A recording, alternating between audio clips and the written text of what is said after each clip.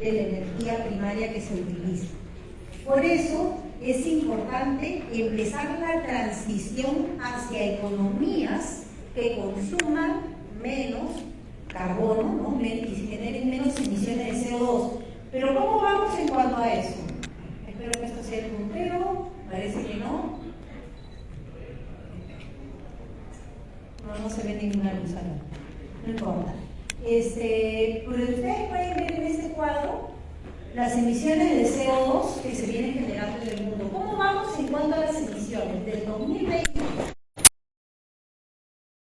4.300 mmT. ¿Qué quiere decir? Que hemos incrementado las emisiones de CO2 en el mundo. ¿Y cuáles son los países que más emisiones de CO2 generan? Es China, con casi el 30%, la India y Estados Unidos. Entre estos tres países se genera el 50% de las emisiones de CO2 en el mundo. Todo lo que es América del Sur y América Central solo generan un 4%, equivalente a 1.200 mmT. De este 4% de emisiones de CO2 que genera la región, acá vamos a ver en este país, el Perú solo genera un 5% de este 4%. Vemos qué países generan más.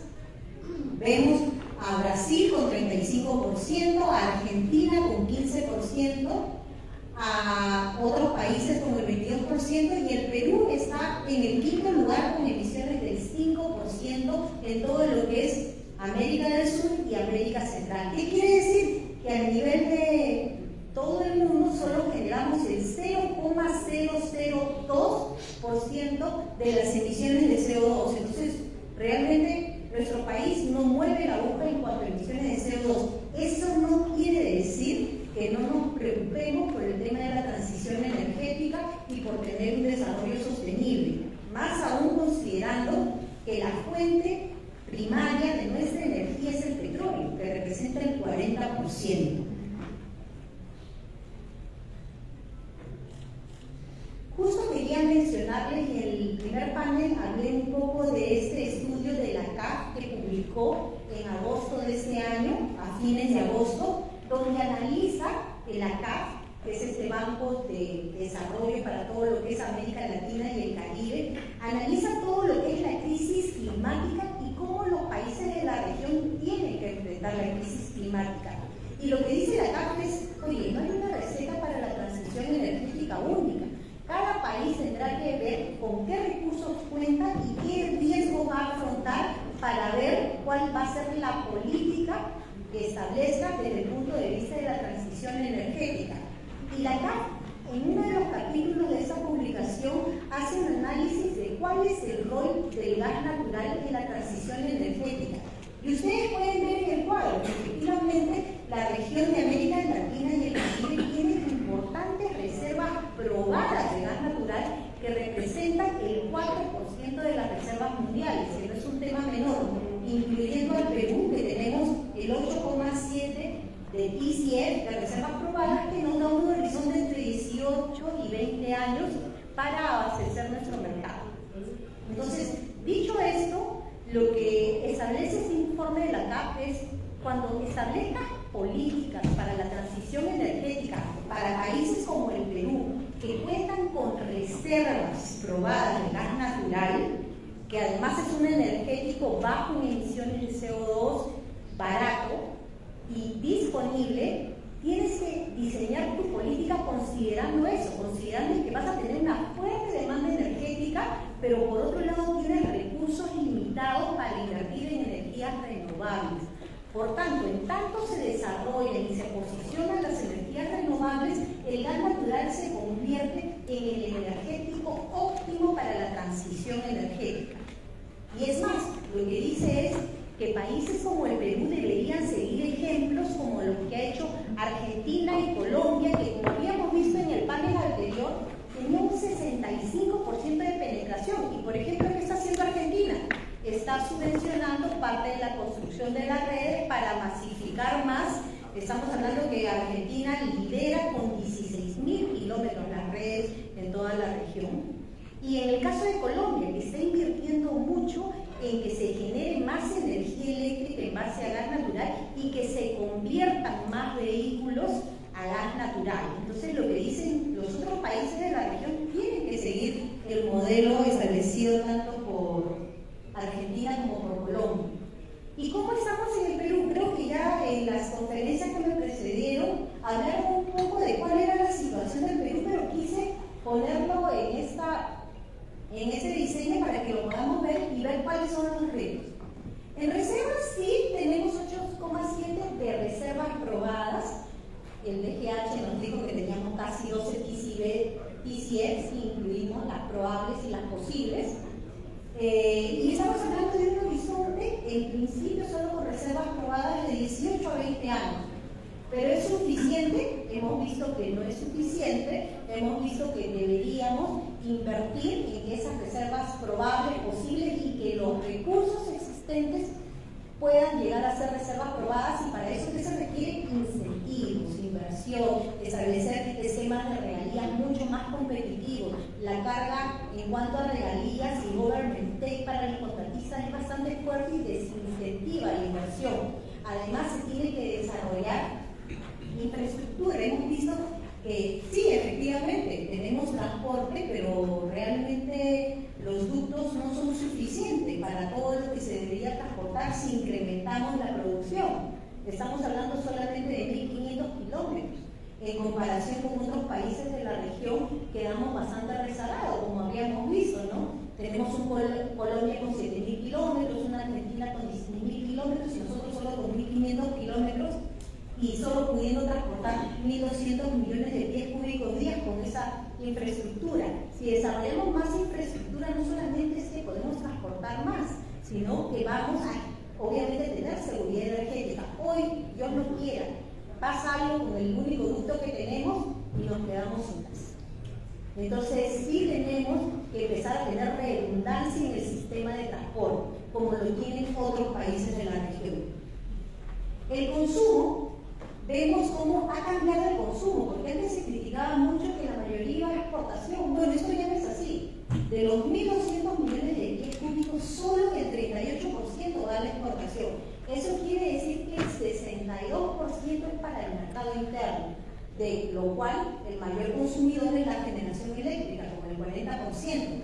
De ahí tenemos a la industria con 14%, el GNB, todo lo que es transporte, se ha ido incrementando significativamente en los últimos años, llegando ya a un 6%, y todo lo que es residencial y comercial un 2%. Entonces, sí tenemos que el mercado interno está creciendo, pero va a poder crecer más, y lo sabemos, porque obviamente si se empieza a dar, por ejemplo, la concesión alcoandina de 7 regiones, que hace tiempo está en espera, y esperemos que esa vez sí se empiece a dar, como en la mañana el DGH nos dijo que iban a empezar a hacerlo de manera fraccionada. Nos parece bien, es una buena alternativa. El tema es que se empiece a concretizar.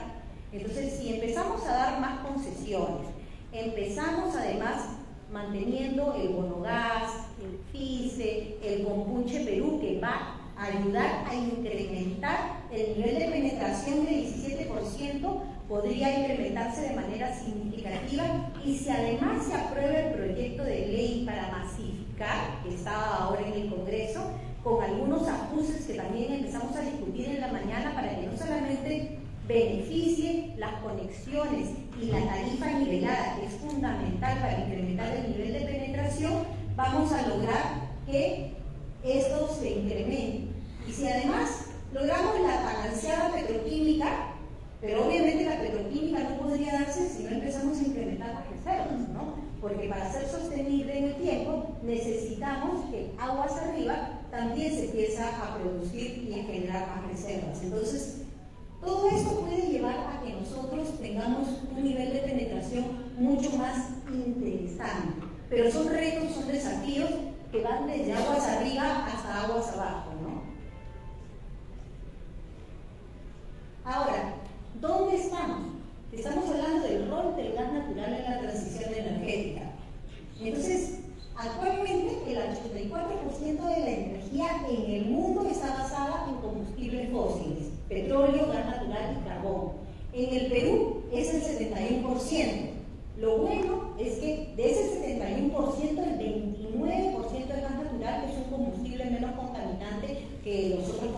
fósiles. Ahora, a nivel mundial, el 97% del transporte se basa en líquidos o en gas natural. El Perú, como hemos visto en las conferencias de la mañana, es algo muy similar. Solo el 9% se basa en gas natural. Todo lo demás se basa en combustibles fósiles. Y ya han pasado 20 años, es decir, 2 décadas, se han invertido a nivel mundial 5 trillones para generar energías verdes y todavía la aguja no se mueve lo suficiente como quisiéramos para hablar de un desarrollo sostenible, para combatir la crisis climática. Entonces, ¿hacia qué tenemos que ir? ¿Hacia dónde debemos transitar? Obviamente tenemos que transitar hacia economías bajas en emisiones de CO2, pero en países como el Perú, que tienen reservas de gas natural, que actualmente es más o menos entre 18 y 20 años, pero podría llegar, si logramos monetizarlas, hasta 50 años, la verdad es que deberíamos nosotros apostar por las energías renovables y en tanto estas se desarrollan y obviamente también mejoran su tecnología para poder combatir el tema de la intermitencia de todo lo que es la eólica y la solar, el gas natural es el energético perfecto para acompañarlo, porque hemos visto que genera menos emisiones, hemos visto que está disponible y que tiene un precio bastante razonable. Entonces, ¿cómo vamos a nivel de la canasta energética en el Perú? Nosotros tenemos una canasta energética bastante limpia, vamos a ver. Tenemos el 29% en base a gas natural, un 25% en base a todo lo que es hídrico y un 4% de energía renovable. Sin embargo, la primera fuente de nuestra canasta energética sigue siendo el petróleo con un 40%. Entonces, si bien nosotros tenemos una canasta energética bastante limpia, tenemos que empezar a pensar cómo combatimos esas fuentes que todavía son contaminantes y generan más emisiones de CO2. Este cuadro lo saqué del informe que hace un mes y medio publicó Promigas sobre el tema de la situación del gas natural en el Perú. Y acá vemos que en el Perú cómo ha ido evolucionando todo el tema de las emisiones de CO2 por sector. Y el sector que sigue contaminando más es el sector transporte. Y como hemos visto, la principal fuente de contaminación de emisiones de CO2 de las conferencias que nos precedieron era básicamente el diésel y la gasolina. Entonces, ahí es donde tenemos que trabajar, cómo empezar a promover más el transporte sostenible, ¿no? El transporte en base a energías renovables, el transporte en base a gas natural, como se ha venido hablando en las conferencias previas. Ahora, un reto es el transporte, cómo empezamos a tener un transporte más sostenible, que es parte también de una de las conferencias que van a tener, pero otro reto también es nuestra generación eléctrica.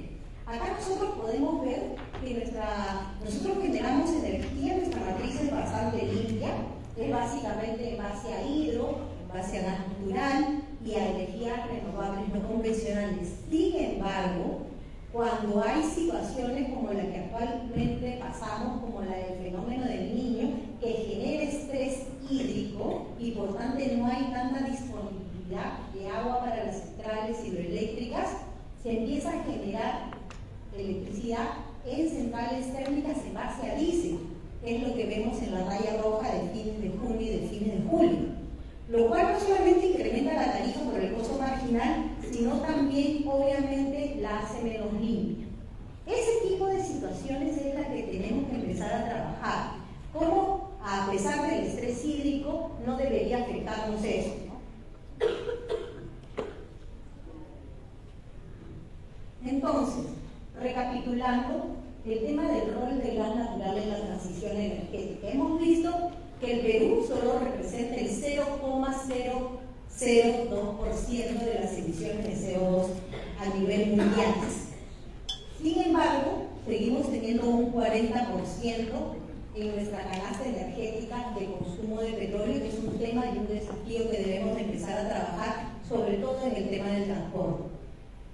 Pero en los últimos 4 años vemos cómo el gas natural ha subido de 26% a 29%. Ha subido 3 puntos porcentuales en solo 4 años y eso es algo que tenemos que destacar porque está generando que nuestra matriz sea mucho más limpia. ¿Y por qué nos beneficia? Hemos visto que el gas natural dentro de los hidrocarburos obviamente contamina mucho menos que el diésel, que contamina 14 veces más, o que las gasolinas que contaminan de 10 a 13 veces más, o incluso que el mismo GLP. Además, nosotros, y hay algo que me gustaría aclarar, tenemos gas disponible, sí, el gas del lote 88, que es destinado para el mercado interno y que tiene precio tope según el contrato, pero eso solamente es el gas natural del lote 88. Si mañana se descubre en otro lote gas natural, tenemos que regirnos por las reglas de la oferta y la demanda. Entonces acá igual hay un reto, un desafío para el gobierno que hay que verlo para ver cómo se puede seguir manteniendo un precio competitivo para el mercado local. Pero actualmente tenemos un gas natural con un precio tope, no es un precio regulado, porque no es regulado como una tarifa, como una concesión, es un precio tope establecido en el mismo contrato y tenemos amplia disponibilidad del gas natural. Además, ¿cuál es el beneficio del gas natural? Que es una fuente de energía bastante flexible, puede servir para el transporte, para la industria, para el comercio, para el residencial. Eso es el beneficio de tener un gas natural. Y otro beneficio importante del gas natural, ¿por qué es el energético perfecto para la transición energética? Porque sirve de respaldo para las energías que aún son intermitentes, como la energía eólica o solar, que a veces o no están disponibles o no es suficiente. Entonces ahí entra a tallar el gas natural como la energía de respaldo. Por eso es importante y fundamental el rol del gas natural en la transición energética. Como país tenemos que promover las energías renovables, claro que sí, y en esa línea tienen que ir las políticas. Pero también, y en esa transición, el rol del gas natural va a ser fundamental. Eso es básicamente lo que quería decirles. Les agradezco por esos minutos.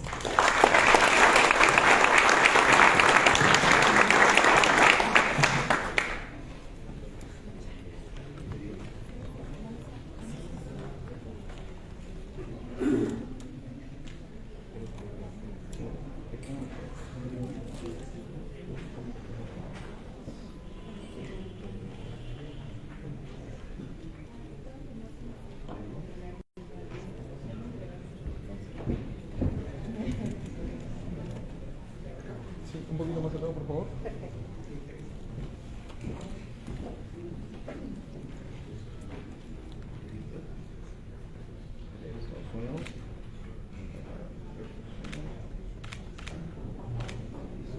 Gracias.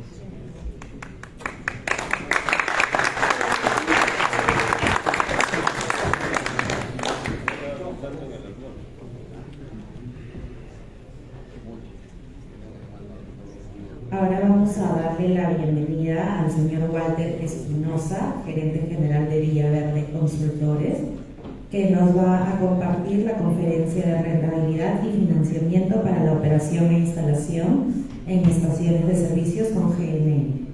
Bienvenido.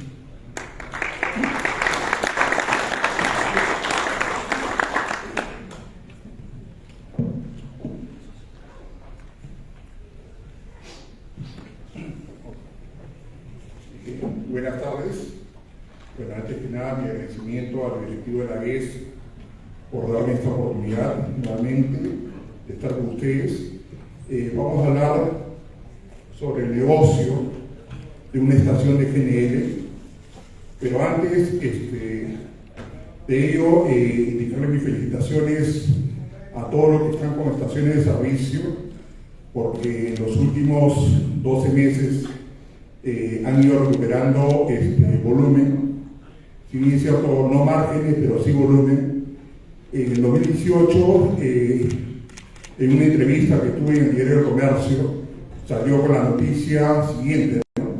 El gas natural o la muerte lenta del GNL. Los promedios habían caído, mi cliente tenía promedio de 9.000, 10.000 metros cúbicos por día y llegaron a tener 6.000, 6.500, algunos incluso 5.500. ¿no?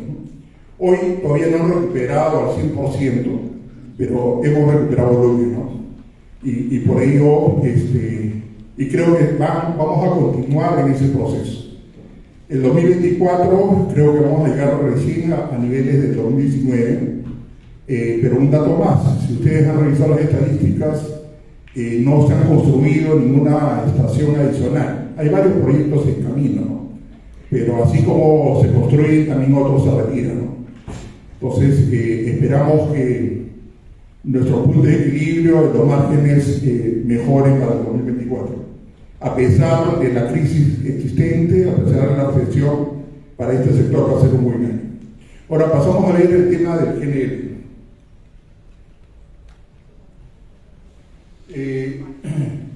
En el caso del GNL se viene hablando del 2008. Primero se denominó, salió un proyecto con el corredor verde, luego le cambiaron de color, pasó a corredor azul. Se ha hablado múltiples veces sobre ello, que no era más que construir estaciones en toda la costa peruana.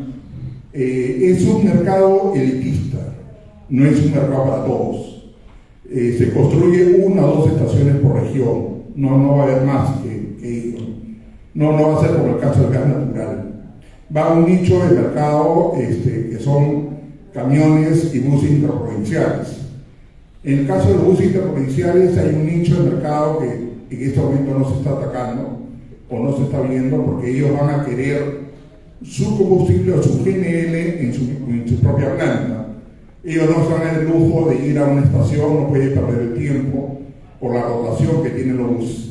En el caso de los camiones sí pueden ir cargando en la ruta, porque en el caso de los buses interprovinciales tendrían que bajar a los pasajeros y ello es imposible de realizarlo hoy en día, ¿no? Y ahí entramos en un dilema que este año se ha roto, el dilema del huevo a la gallina. ¿Quién es primero? ¿Los que compran los camiones o el que hace la estación? Y en realidad, este año ambos han sido lo que han ejecutado. Hay una empresa que compró 12 camiones, pero también hay una estación que apostó hace 3 años por el GNL. 3 años de tramitología, 3 años de sufrimiento. El grupo GESA inauguró en enero de este año la primera estación de GNL. ¿Y qué sucedió? No pudo operar por problemas operativos con la carga del GNL. Cuando le hablo de que es un mercado elitista, también tenemos que hablar que en el caso del GNL, no todo lo vende, no se encuentra como el combustible líquido, no lo van a encontrar en todos lados. Solamente hay un vendedor, que es Perú LNG, y tienen que negociar con Shell. Y las medidas que te pide Shell son bien altas, y es racional que sean altas. Shell se dedica a la exportación de GNL en el Perú. Para que tenga una dimensión, todo lo que produce Camisea, lo que llega finalmente a Lima, aproximadamente el 35 o 40% se exporta, el resto es consumo interno. Entonces, los volúmenes son inmensos, son grandes. Lo que consume Quali en el norte y lo que consume Petroperú en el sur no es más que el 2% de la producción de Perú LNG, solamente 2%. Entonces, si uno va con su estación a decirle, oye, véndeme 8.000 metros cúbicos de estándar día, somos nada. Ellos lo que van a pedir ahí es por lo menos unos volúmenes de 100.000 o 150.000 metros cúbicos de estándar día, programados, proyectados, y un contrato TOP donde usted va a tener que pagar, lo consuma o no lo consuma. Entonces, esas son restricciones propiamente del mercado. Entonces, ¿qué alternativas tenemos al respecto? Son las microplantas de GNL, que podría haber una en el norte y otra en el sur. Pero avancemos. Entonces, lo primero es el dilema de Nueva Reina se rompió. Ya tenemos la primera estación de GNL del Perú. Y la verdad que el pionero la pasó muy mal y todavía la pasa mal, porque hay problemas operativos que lo están subsanando, pero todavía vamos a avanzar. Quali ha anunciado, bueno, ya inauguró también una estación en Trujillo, la cual también hasta la fecha no funciona, está en su proceso de tramitología. Ambas fueron inauguradas por nuestro actual ministro de Energía y Minas, y las dos no funcionan. Entonces, una ya funciona y la otra está por operar. y cuál había anunciado en Chiclayo la otra estación. Entonces ahí tendríamos dos estaciones. En el caso de Lima Gas Natural, ha anunciado una en Mala, otra en Nazca, otra en Arequipa y la siguiente en el Cusco. En lo personal, yo me he encargado de negociar la de Mala, que es un cliente que tengo en mi cartera, un exdirector de la GES. Y que bien, eso está encaminado y que esperemos se inaugure probablemente hacia enero o febrero del próximo año, de repente antes. Pero está bien avanzado el tema de la climatología. Sería la segunda estación de GNL.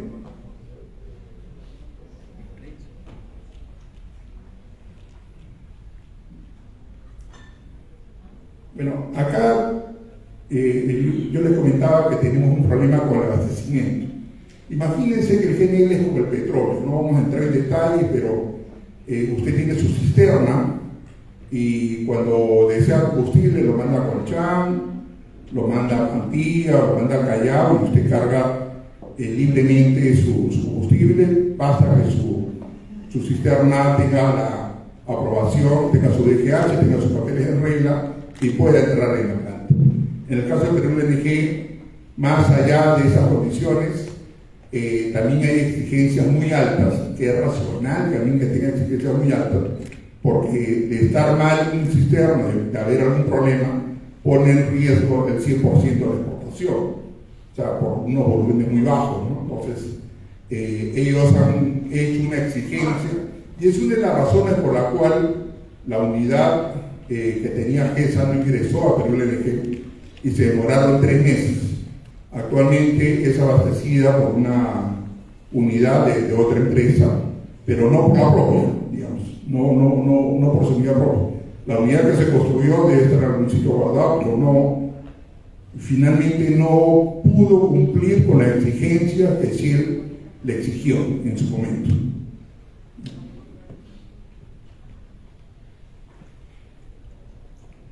Los niveles de inversión, el CAPEX. El CAPEX es muy semejante, el monto es muy semejante al de una estación de GNL. Una estación de GNL hoy en día está entre 800.000 y $1 millón, y eso se va en todo el proceso que tenga que ver con este producto, compresores, depende de la marca del compresor, depende de las instalaciones, el número de islas, pero esos son los rangos con los cuales podemos estar.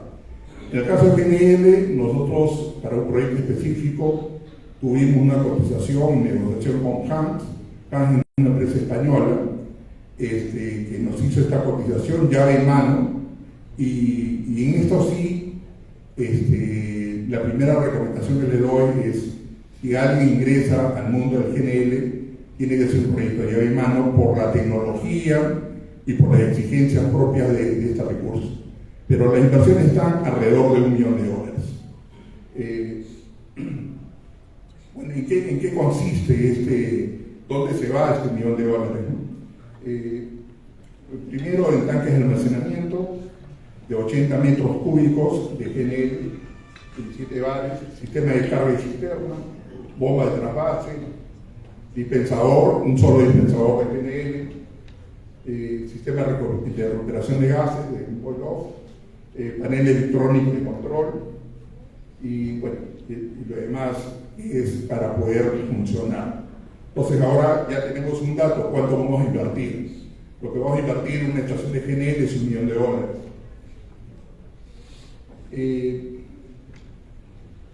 Acá tenemos un dato de cuánto va a ser la electricidad. No es muy alta a comparación del GNL. Estamos hablando de más o menos $4.320 cuando esté funcionando a su máxima capacidad, mensuales, más IGB.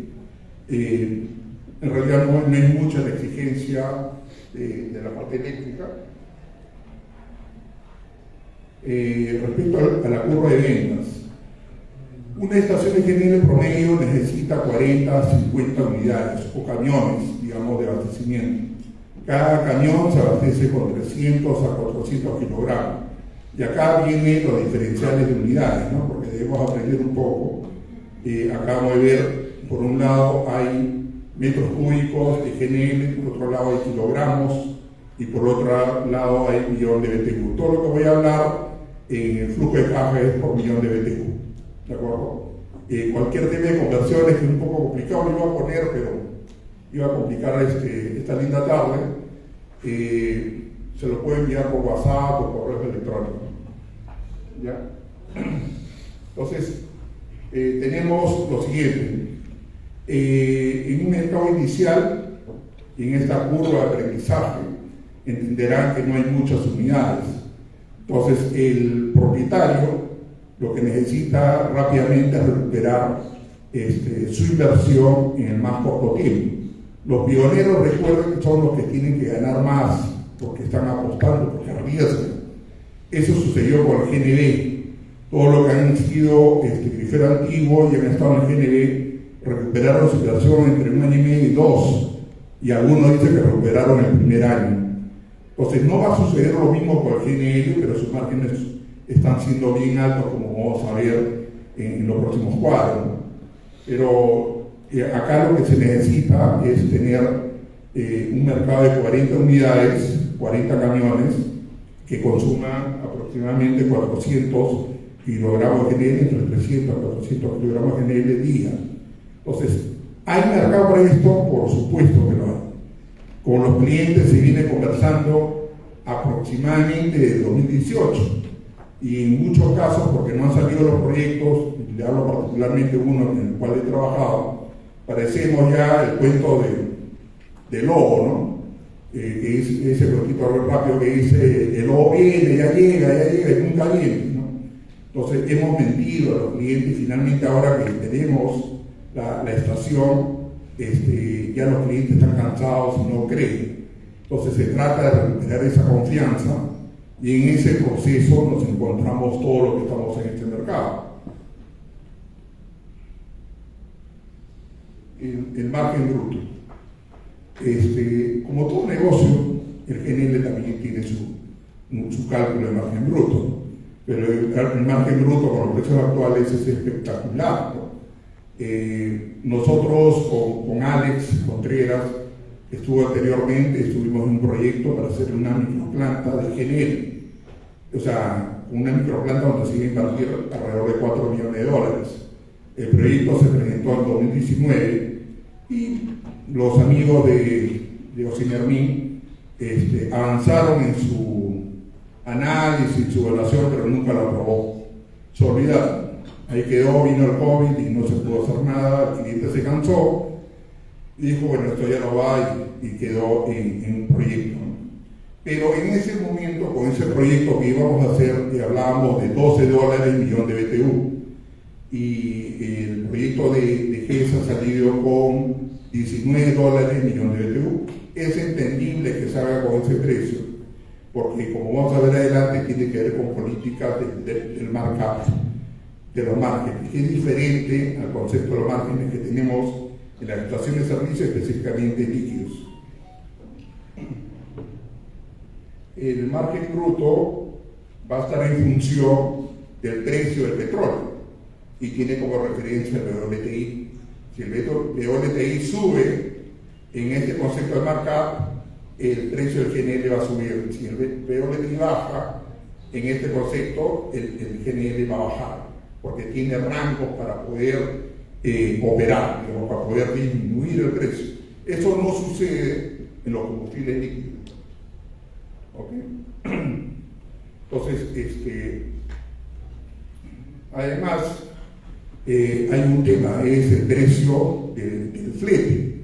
El comercializador o la estación no está invirtiendo en camiones, alguien le está haciendo el flete. Entonces, ese flete, todos estos son supuestos, no estamos agarrando información confidencial del cliente, asumimos unos números, asumimos que Perú LNG le está vendiendo a $6.50 y que el flete es de $2.50, ¿de acuerdo? Ese es inicialmente. Bueno, estas son las primeras estaciones que van a ver. En la parte izquierda está lo de Cuadi, está lo de Trujillo y Chiclayo, y en la parte derecha está lo de Lima Gas donde ya se identifica a Nazca, Mala, Arequipa y Cusco, ¿no? De esto ya hemos hablado.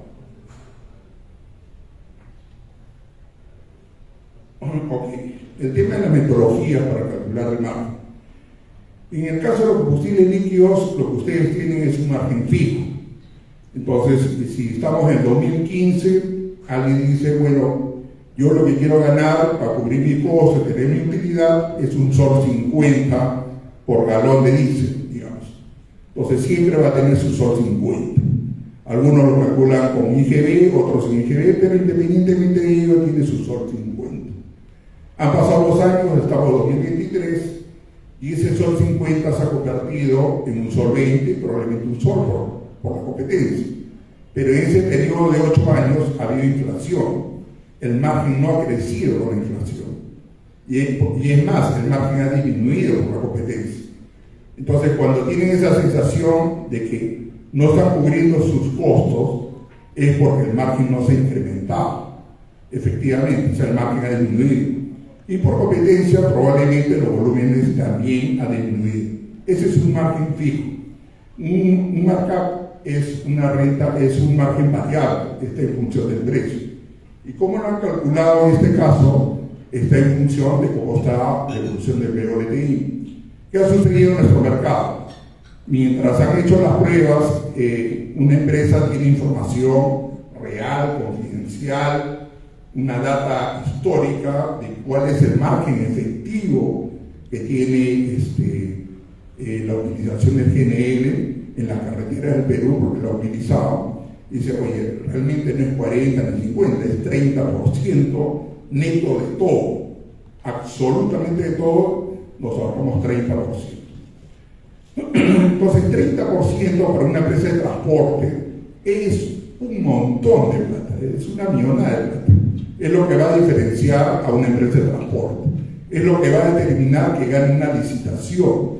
Es lo que va a determinar que los fletes sean competitivos en el Perú. Es por eso que hay la confianza de que el mercado va a virar hacia el GNL. Entonces, ya sea en licitaciones, en el transporte de carga, en la productividad que vamos a tener, el flete es muy importante, incluso en los exportadores. Entonces, el markup lo que dice es, yo voy a tener un diferencial, calcula por millón de BTU cuánto es el diésel, y dice, yo voy a estar 30% abajo. Ese es el markup básicamente, ¿no? Entonces, calcula siempre cómo está el diésel, subió o bajó, y en función de eso voy a estar abajo. Eso es ideal para el primero que salió, pero ahora van a salir más estaciones, tanto en el norte como en el sur. Y de lo que se ha conversado y lo que se ha visto, probablemente vayan a salir con $15 y algo por millón de BTU para ir promocionando ya el GNL, y va a beneficiar también al pionero eso. Entonces, hay márgenes y en el futuro vamos a ver precios de 14, de 13, 12. Los márgenes lo van a permitir, pero los primeros van a tener recuperaciones probablemente de 2 años o 3, ¿no? Que es lo normal en este mercado. Este es un flujo de caja que se ha realizado bajo determinados supuestos, y lo principal de este flujo de caja, que lo vamos a dejar ahí, es de cuánto es el TIR.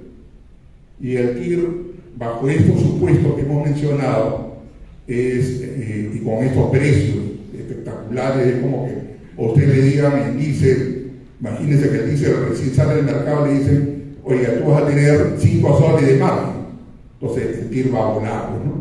En este caso el TIR, con estos precios y con una inflación a 10 años, va a ser de 62.45.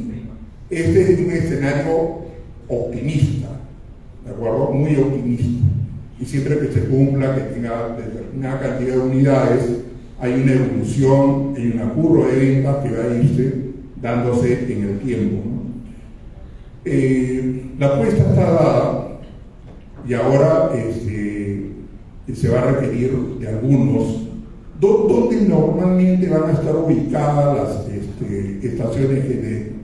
Todas las estaciones hasta el momento están en la Panamericana, en las avenidas principales, digamos. No están dentro de los distritos ni nada por el estilo, están en la Panamericana. Pero hay un mercado que todavía nos ataca, que es en muchas empresas van a necesitar GNL, pero van a requerir que estén en sus propios locales. Ese mercado está identificado, pero todavía no hemos atacado, todavía no lo hemos trabajado. Hasta el momento, si ustedes ven, Limagas está con 4 estaciones y en el norte Ecuador está con 12, pero en Perú probablemente vaya a necesitar unas 20 estaciones. Estamos iniciando una nueva era, y esa nueva era es la de GNL. Ahora, no se asusten lo que comercializan diésel, porque como todo mercado, a lo más podremos llegar al 10%. Estamos en el Perú, y en Perú hay espacio para todos, ¿no? Creo que ahí termina un poco el proceso. Muchas gracias por su atención.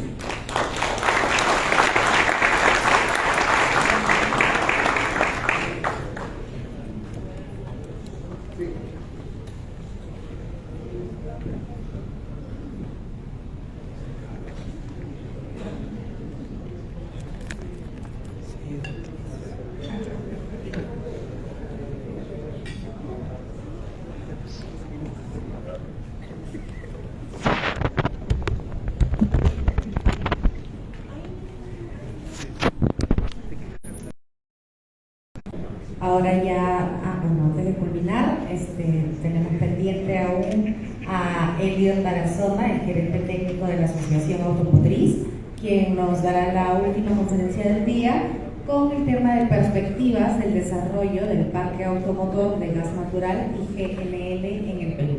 Bienvenido, Elliot.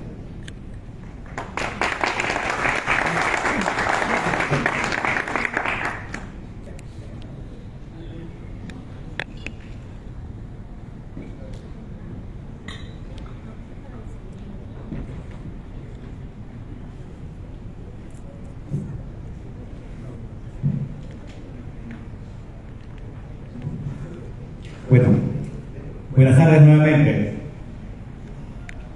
Nuevamente agradeciendo la invitación, un poco les voy a comentar cuáles son las perspectivas de desarrollo del parque automotor de gas natural y gas natural licuado, pero lo voy a hacer bajo el esquema de primero explicarles dónde estamos.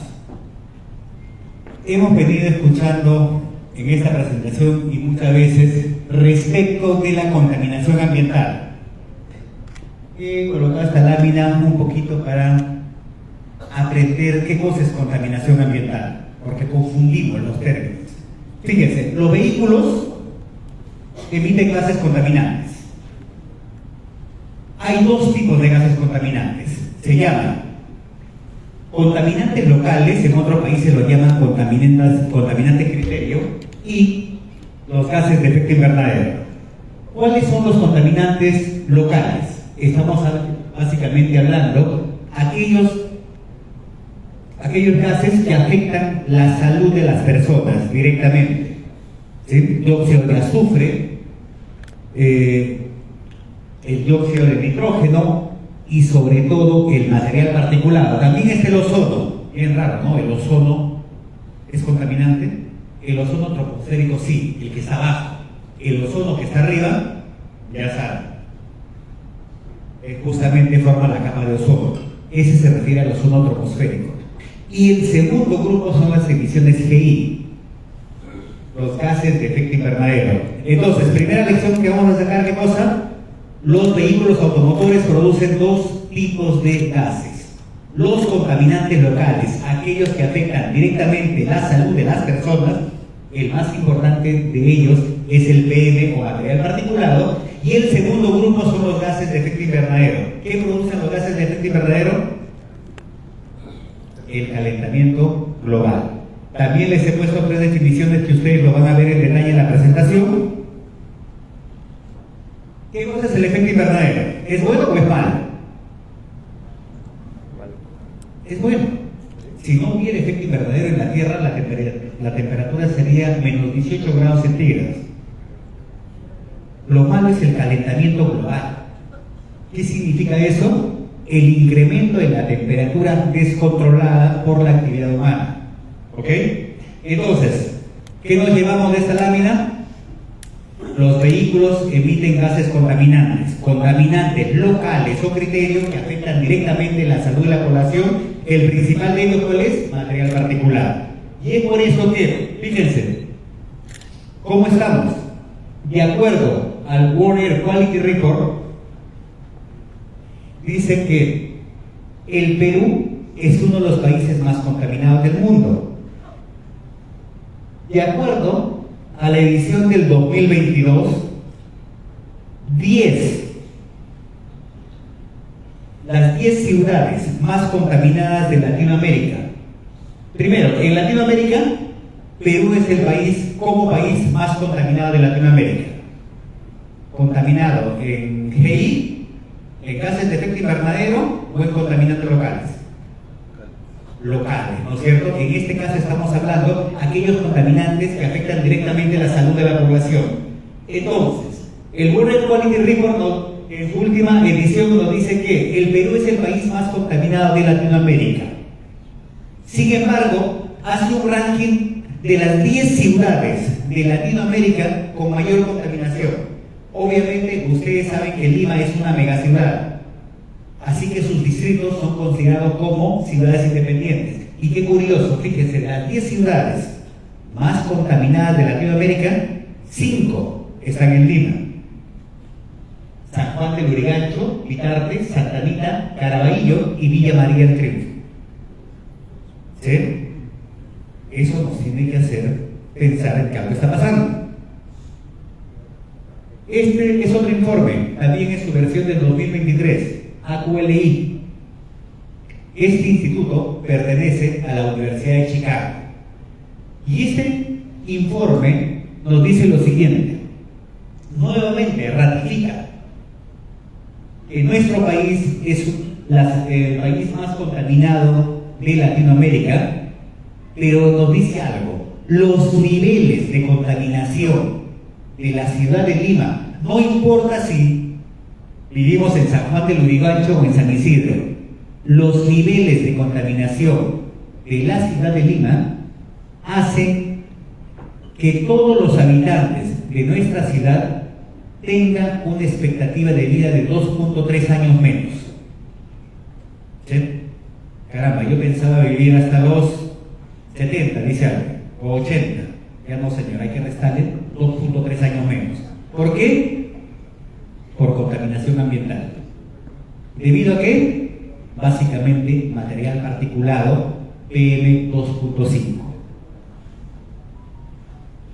Este es un informe del año 2021 emitido por el Ministerio del Ambiente en el Plan de Acción para el Mejoramiento de la Calidad del Aire en Lima y Callao, donde dice que el 58% de la contaminación del aire en Lima es ocasionado por el parque automotor obsoleto, principalmente omnibuses y camiones diésel de más de 15 años de antigüedad.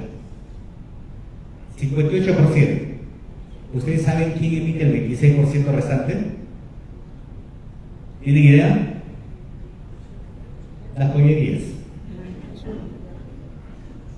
Y el 14% restante, 2 refinerías en Lima. Cerrar, no sé cuántas joyerías habrán en Lima, 5.000, 10.000, difícil, pero cerrar 2 refinerías, simplemente la autoridad de ponerse los pantalones, ¿no? Pero sin embargo, el 58% de la contaminación de material particulado 2.5 lo generan omnibuses y camiones de más de 15 años de antigüedad. ¿Y por qué el material particulado PM2.5 es peligroso? Por cierto, de las presentaciones anteriores ya vimos una de las ventajas del gas natural, ¿no? Más o menos para ir entrando en materia. ¿Qué aprendimos?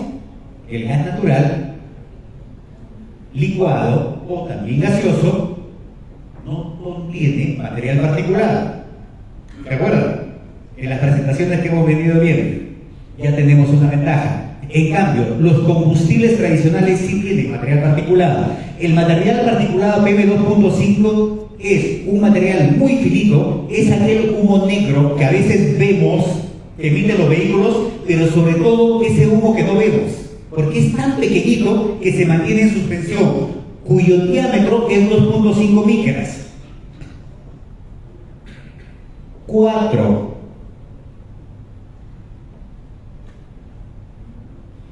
partículas de material particulado, obviamente 4 por 2.5, 10, equivalen a un PM10. Y en un cabello humano, ¿cuántos materiales particulados de 10 micras entran en un cabello? 5. 5 partículas de PM10 o 20 partículas de PM2.5. Ahora, ¿por qué es importante? Al ser tan pequeñito, el PM2.5 es respirado por nosotros e ingresa a los alvéolos pulmonares. ¿Qué significa que ingresa a los alvéolos? ¿Saben qué son los alvéolos? Es donde se produce el intercambio del oxígeno, ¿sí?, en la sangre. Entonces, el PM2.5, ¿dónde termina? En los glóbulos. ¿Se dan cuenta? Por eso es peligroso, por eso es que mata a las personas. Pero no solo eso. ¿Alguien sabe qué cosa es la EPA? ¿Han escuchado hablar de la EPA? La EPA es la Agencia de Protección Ambiental de los Estados Unidos. La EPA, lo que el año 2021, en marzo, hizo un informe al Estado peruano. Y en ese informe lo que dice es que el material particulado 2.5 ha generado más de 10.000 muertes en solo un año. ¿En el Perú? No, en Lima. A un costo de 12.800 millones de dólares. Cuando les mostré esta cifra a la gente del Ministerio de Economía, me dijeron eso es falso. No puede ser 12.800 millones de dólares. Lo que pasa es que el valor estadístico de la vida en los Estados Unidos es mayor que en el Perú. Es decir, los americanos valoran más la vida que en el Perú. No discutían las 10.000 muertes al año. Discutían los 12.800. Que sean soles, no interesa. Son 10.000 personas al año que mueren en nuestra ciudad por contaminación ambiental. Vamos a hablar un poquito del Acuerdo de París. Ustedes conocen el Acuerdo de París, ¿no es cierto? Año 2015 se da el Acuerdo de París en la COP21. ¿Se acuerdan dónde fue la COP20? Fue en el Perú. Increíble. Un año antes hubiéramos estado hablando del Acuerdo de Lima, pero no, hablamos del Acuerdo de París. El Acuerdo de París prácticamente ha sido ratificado por todos los países del mundo y se dio en diciembre del 2015, entrando en vigor el 4 de noviembre del 2016. ¿Y cuál es el objetivo primordial del Acuerdo de París? ¿O qué decisión se tomó? 196 países del mundo estuvieron de acuerdo en firmar un documento para tomar todas las acciones que sean necesarias y evitar que la temperatura de la Tierra suba 2 grados.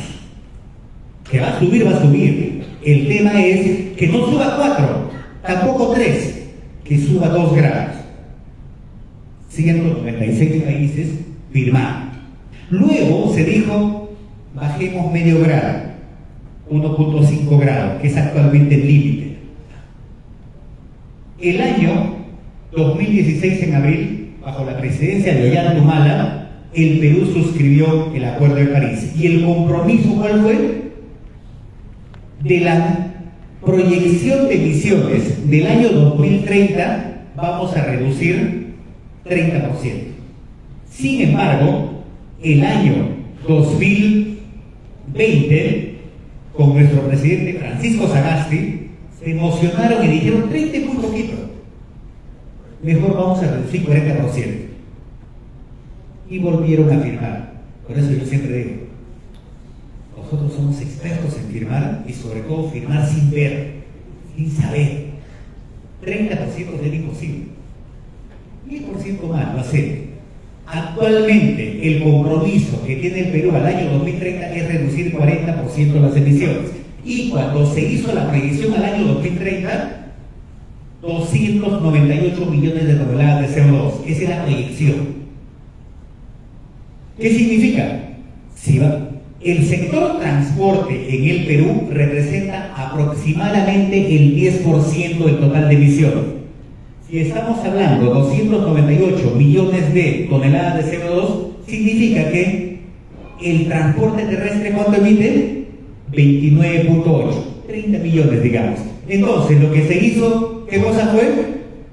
Se suscribe el año 2016 el Acuerdo de París, pensando que el año 2030 vamos a seguir la línea roja. ¿Y cuánto vamos a emitir?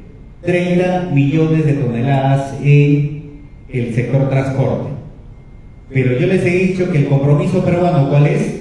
Reducir 40% de esos 30. ¿A cuánto debemos reducir? 4 por 3, 12. La reducción es 12, por lo tanto, 30 menos 12 es 18. Lo que debemos emitir son 18 millones de toneladas. Es decir, la línea azul. Lo que nosotros debemos llegar es al punto azul. ¿Saben en cuánto vamos? En el mes de junio, el Ministerio del Ambiente acaba de publicar el Inventario Nacional de Emisiones del año 2019. Ya vamos al 24. Y de acuerdo a las proyecciones que hemos hecho en la Asociación Automotriz del Perú, el año 2030 vamos a emitir 40. Ojo, ¿cuál es la meta? 18. ¿Cuánto vamos a emitir? De acuerdo a nuestros cálculos, 40. ¿Qué hacer?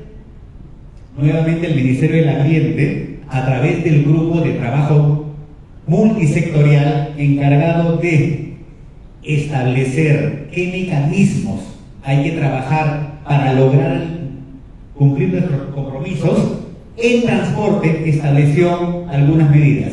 Implementar los corredores, el metropolitano, la línea 1 y 2 del metro, la promoción del gas natural, caramba, ahí está. Promoción de combustibles más limpios, vehículos eléctricos, gas natural licuado, y así, vamos a ver el detalle. Fíjense, implementación de los corredores complementarios. Les voy a pedir, por favor, que tengan este cuadrito en mente.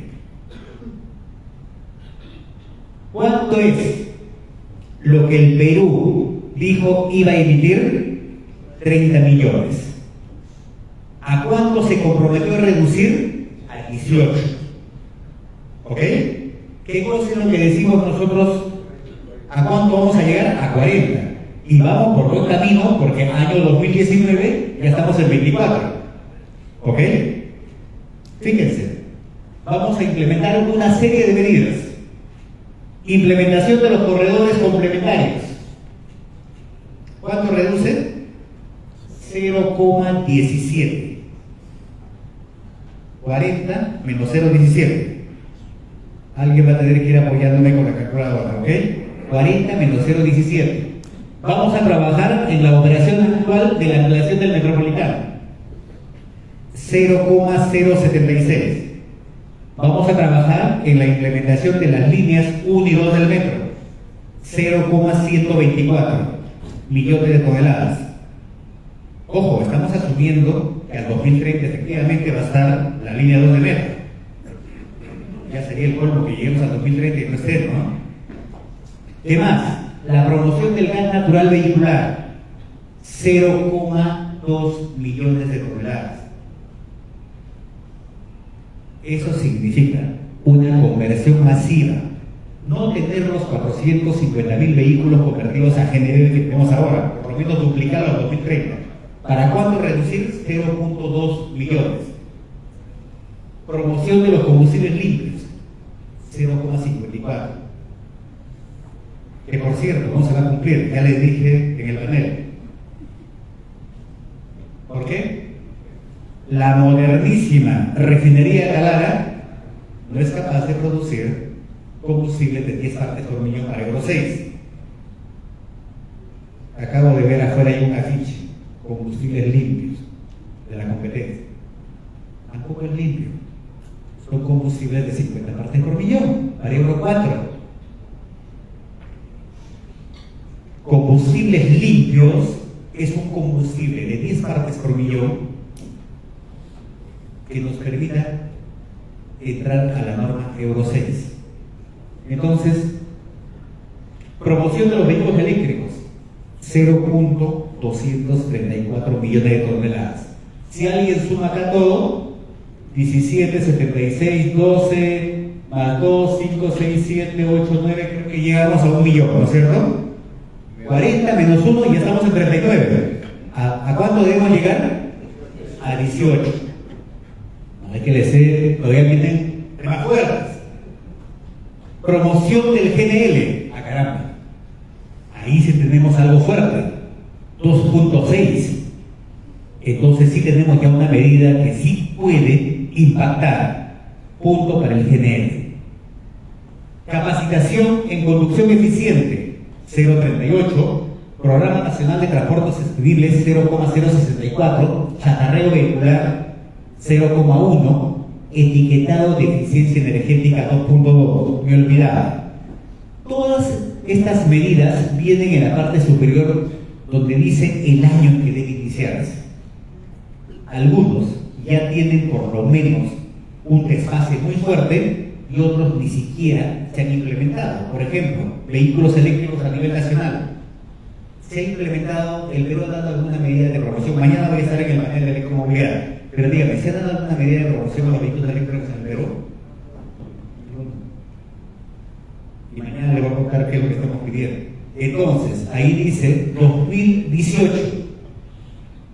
Estamos en 2023 y no hay nada. Por lo tanto, esos 0.2 millones de toneladas, que es poquitito, casi nada, tampoco va a ser. Entonces, estamos viendo que el gas natural licuado efectivamente es la medida que más puede impactar. Pero si nosotros sumamos todas las medidas en transporte, corredores, metropolitano, línea 1, línea 2, ¿a cuánto llegamos? 6.778 millones de toneladas. ¿Sí? ¿Cuánto estábamos? 40. 40 menos 6.8.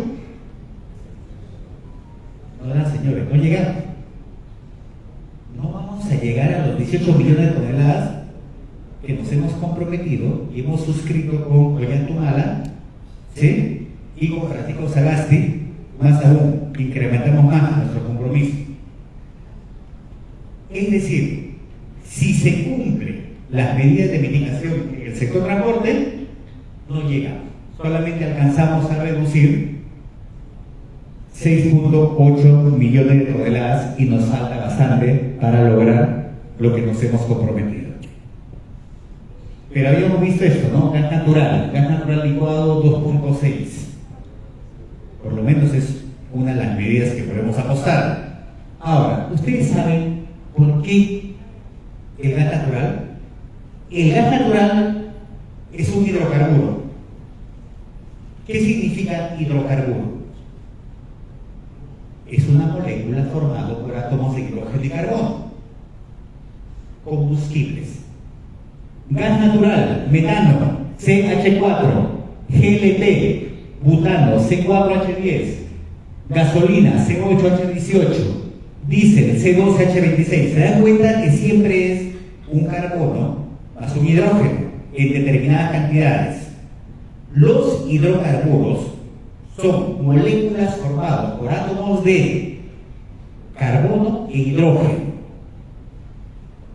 Cuando este combustible combustiona, fíjense, el CH4 se combina, es decir, una molécula de metano combustiona con dos moléculas de oxígeno. ¿Y qué es lo que forma? Una molécula de CO2 más agua, pero solo forma una molécula de CO2. En cambio, cuando combustionamos GLP, ¿cuántas moléculas de CO2 estamos formando? 8. Entonces, les voy a decir una primera verdad. Señoras, el gas natural se contamina. Si quieren que les diga acá, que les mienta que el gas natural no contamina, no lo voy a hacer.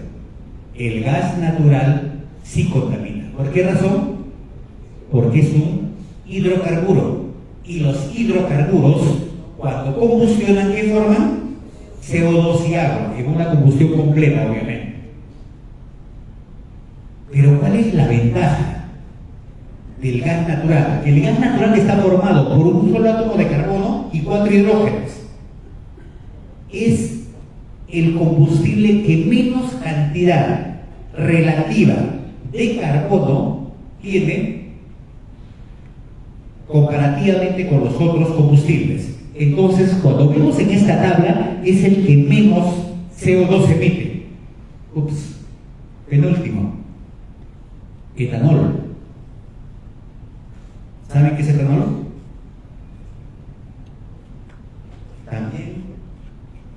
También dos moléculas de CO2.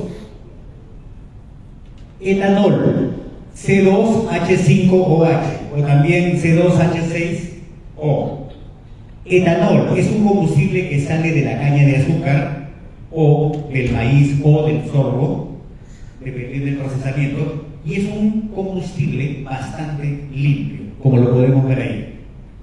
Entonces, otra de las opciones que se van a analizar muy pronto, ya vimos, uno es gas natural. ¿Cuál es otro? El de los biocombustibles. ¿Cuál es el porcentaje de etanol en nuestras gasolinas? ¿Alguien lo sabe? 7.8%. ¿Y cuánto es el porcentaje del biodiesel en el diésel? 5%.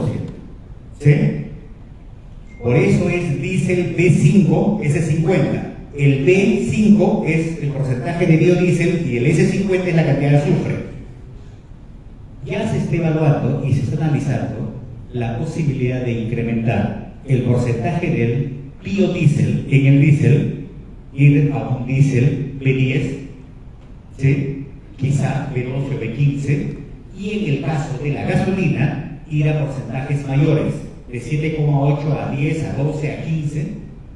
¿Okay? ¿Por qué razón? Porque cada punto porcentual de biocombustible de manera genérica, 0,7% de reducción de emisiones.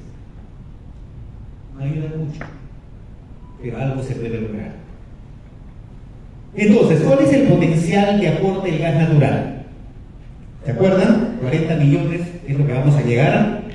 30 fue lo que dijimos en el Acuerdo de París y teníamos que bajar a 18. Señores, el gas natural solamente nos va a apoyar con 2.9 millones de toneladas. ¿Lejos? Muy lejos. La pregunta es, ¿vamos a cumplir lo que nos comprometimos en el Acuerdo de París? De ninguna manera, no vamos a cumplir. ¿Sí? Y este es en el sector transporte. Porque si yo les cuento en los otros sectores cómo estamos, olvídense. Acá mis compañeros, mi compañera la vez pasada les decía, ¿ustedes saben que las vaquitas contaminan? No tienen idea, ni misterio, para que vean. Nuestro último cálculo dice que todas las vacas del mundo emiten tanto CO2 como los vehículos que actualmente circulan en el mundo. ¿Sabían eso? ¿Por qué razón? Porque las vacas, por su sistema digestivo, emiten metano. Y el metano es mucho más contaminante que el CO2. ¿Sí? Fíjense a este dato, y algún día quisiera que me confirme. Todas las 1.500 millones de vacas en el mundo emiten casi la misma cantidad de CO2 que los 1.400 millones de vehículos automotores. Ese era mi tópico, pero lo que yo quería decirles acá, en el Perú, no vamos a llegar. No hay manera, no podemos llegar. Si el gas natural licuado, que es el que más aporta, casi 2.7 millones de toneladas de CO2, y con eso estamos llegando a 2,9 y sumando todo, 6,8, ¿cuánto estamos? 40 menos 6,8, ¿cuánto es? 33.2. Y debemos llegar a 18. Y eso es como le digo, en transportes, porque hay que evaluar los otros sectores. Hay sectores donde estamos, pero volando, silvicultura, lo que viene a ser cuando se va ganando tierras o se va deforestando tierras. Ese es terrible. Bien, si solamente nos queda trabajar el tema de gas natural licuado, yo les había dicho en la mañana que tenemos un problema. ¿Cuál es ese problema? Que las autoridades no están apoyando. Mis asociados están trayendo camiones a gas natural licuado y se demoran 6 a 8 meses en certificarse. No puede ser posible. ¿Se acuerdan cuando yo les dije hay un gran problema que nuestras autoridades no leen las normas? Esta es la normativa que regula la de arriba. La directiva 01/2005 MTC es la directiva que regula las conversiones a gas natural vehicular, directiva del año 2005. Esta directiva fue modificada el año 2020, pero básicamente encarga una labor a las entidades certificadoras de conversiones a gas natural. Cuando uno va a un taller, convierte un vehículo, ¿qué sucede con ese vehículo convertido a gas natural o a GLP? Primero, el taller llama a una entidad certificadora, la entidad certificadora revisa el vehículo y lo certifica. Sin embargo, esa misma norma establece que hay dos situaciones muy especiales. Cuando uno importa un vehículo dedicado a gas natural, sea licuado o comprimido, o uno importa un vehículo convertido en el extranjero, la entidad certificadora está en la obligación de realizar la inspección de seguridad al vehículo, verificando que el cilindro y el regulador tengan alguna certificación de origen. Y luego tiene que registrar los datos del regulador y del cilindro en la base de datos del sistema de control de carga. Sin embargo, nosotros tenemos un comunicado que produce, donde dice: señores importadores de vehículos, vengan y registren sus cilindros, registren sus camiones. Eso no dice la norma.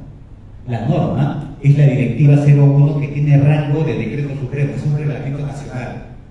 Es decir, tenemos algunos funcionarios que no han leído esta norma y están yendo contra la norma. ¿Se acuerdan cuando nuestro amigo de Promigas nos decía 8 meses para certificar un camión? El camión debe ser certificado en el día. Simplemente uno debe llamar a la entidad certificadora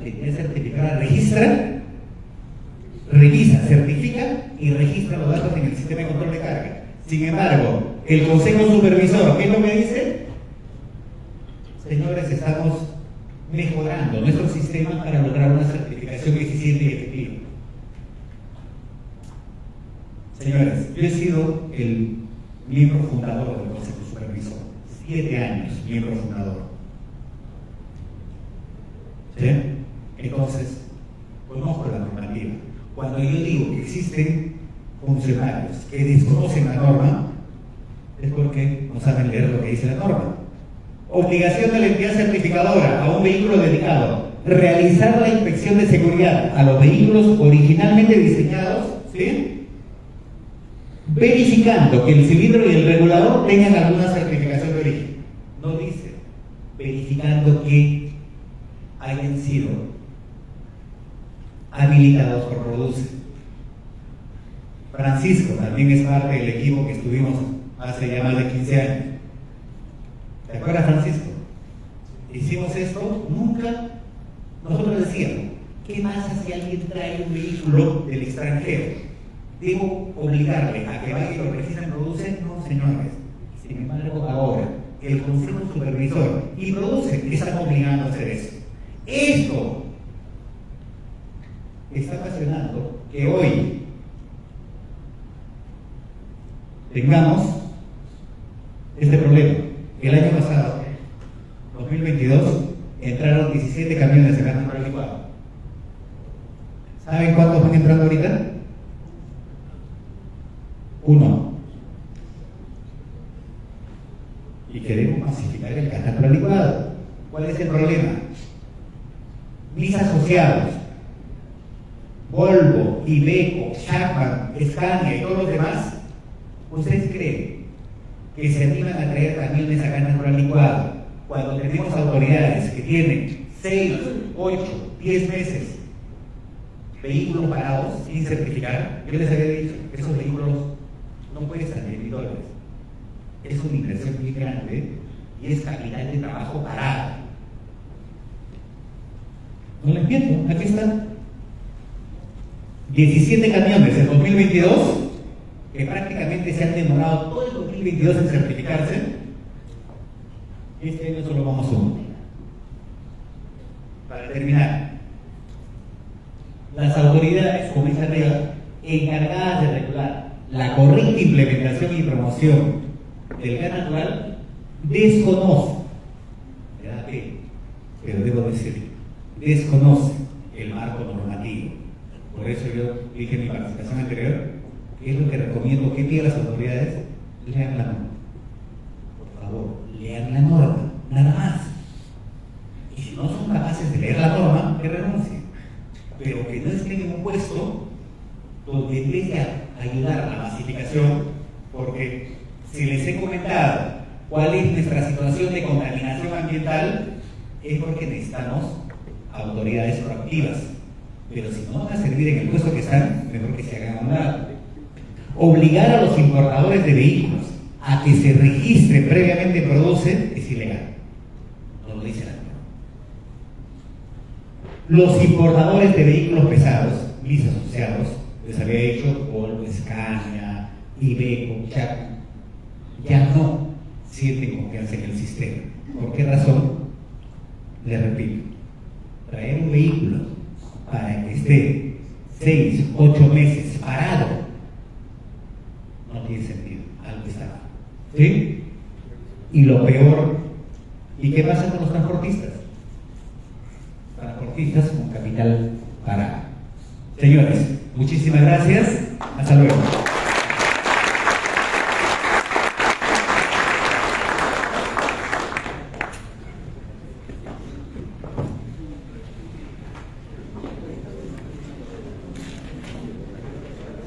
Bueno, muchas gracias, Elio. Muchas gracias a la Asociación Automotriz también. Ahora, para ya dar la palabra de cierre del día de hoy, quiero darle pase a nuestro gerente general, Renato Balboa.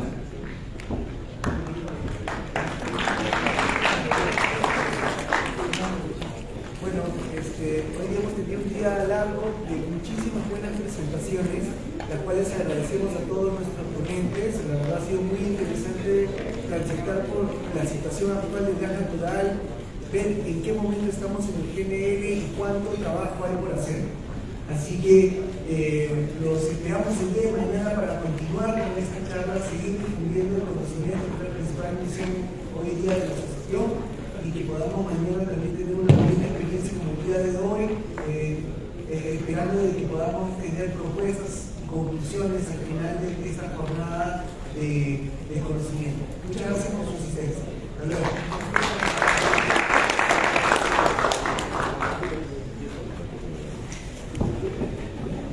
Por favor, a los asistentes que tienen sus credenciales, no olvidarlas el día de mañana.